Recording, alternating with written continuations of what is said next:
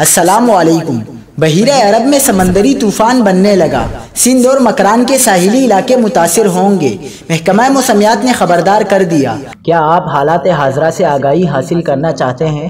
خبر کے پیچھے چھپے اصل حقائق جاننا چاہتے ہیں تو ابھی سبسکرائب کیجئے جلمل پاکستان کو اور ساتھ ہی گھنٹی کے نشان پر کلک کر دیں۔ آپ کو بتاتے چلیں کہ سائیکلون گلاب کے اثرات کراچی پر بھی پڑنا شروع ہو گئے ہیں۔ اس وقت طوفانی بادلوں نے کراچی کو گھیرے میں لے لیا ہے۔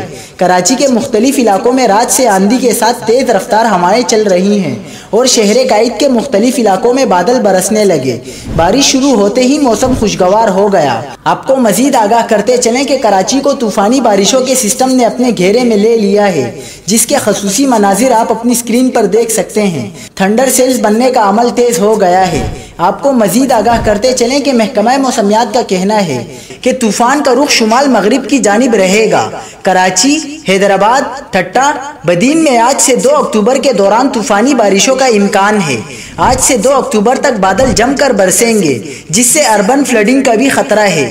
کمزور عمارتوں کو بھی نقصان پہنچنے کا خطرہ ہے۔